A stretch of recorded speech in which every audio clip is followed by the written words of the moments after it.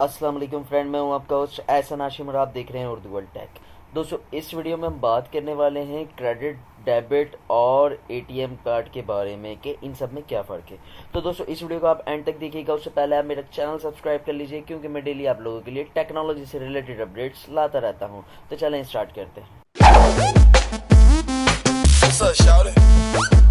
दोस्तों, ATM card और debit card और क्रेडिट कार्ड आप सबने देखे होंगे और आप सब यूज़ भी करते होंगे, उम्मीद करता हूँ। तो आज हम इसी में फ़र्क देखने वाले हैं। सबसे पहले हम बात करते हैं एटीएम कार्ड की कि एटीएम कार्ड क्या है।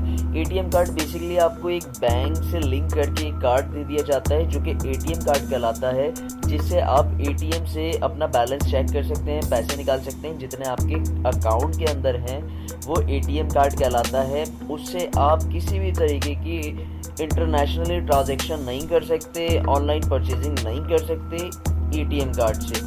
ठीक है, तो ये आपका जो है एटीएम कार्ड कहलाता है, जो कि सिर्फ और सिर्फ एटीएम में यूज होता है कैश निकालने के लिए। और दूसरे नंबर पे आता है हमारा डेबिट कार्ड।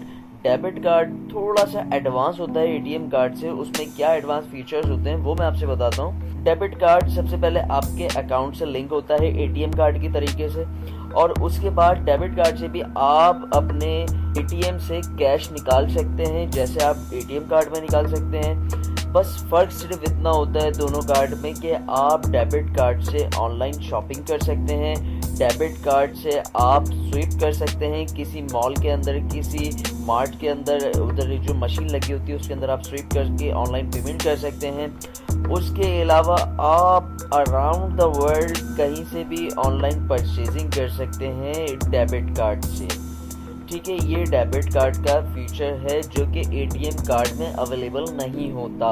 अच्छा, एक चीज़ और मैं बता दूं आपको कि डिफरेंस एक चीज़ है कि अगर आपने इंटरनेशनली ऑनलाइन शॉपिंग करनी है किसी भी जगह पे, तो उसके लिए 2 लोगो होना मस्ट है। 2 में से कोई एक लोगो भी होगा तो आपकी ऑनलाइन पेमेंट जो है वो होगी।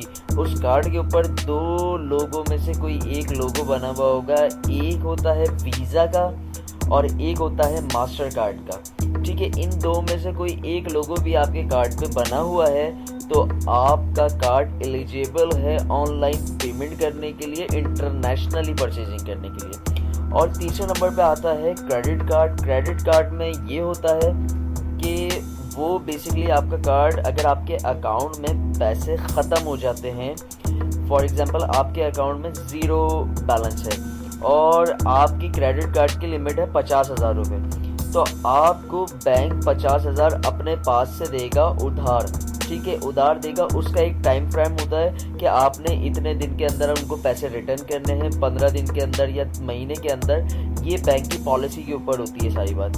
तो आप जो है क्रेडिट कार्ड से कहीं भी शॉपिंग कर सकते हैं ऑनलाइन। आपका जो बैंक है वो पेमेंट करेगा उसकी। देन आपको जब पेमेंट आप बैंक को करेंगे, जो आपने उधार ली हुई होगी क्रेडिट कार्ड के ज़रिए, तो उस पेमेंट पे आपको कुछ परसेंटेज ऊपर देनी पड़ेगी, जो कि सूद में आती है, जो कि मुसलमानों में हराम है। तो काइंडली इस चीज़ से बचिएगा। तो समझाने के लिए मैं आपको बता रहा हूँ कि क्रेडिट कार्ड से जो अमाउंट ऊपर जाती है वो सूद होती है। अगर आपने 50,000 की लिमिट है, आपने 50,000 की शॉपिंग कर ली, अगर उनको आपको ऊपर देने हैं कुछ 10%, अगर आपने ऊपर देना है तो आप उनको 55,000 रुपये देंगे, तो आपका 10% का होगा। तो इसी तरीके से हर बैंक का अपनी परसेंटेज होती है, वो तो वहीं जाके पता चलता है। तो ये डिफरेंस है तीनों कार्डों में, एटीएम कार्ड, डेबिट कार्ड और क्रेडिट कार्ड में। तो दोस्तों, उम्मीद करता हूँ ये वीडियो आपको पसंद आई होगी। अगर ये वीडियो आपको पसंद आई तो प्लीज़ इसे लाइक कीजिए, और आपका कोई सवाल है तो आप कमेंट कर सकते हैं। This is Ehsan signing off. अल्लाह हाफिज़।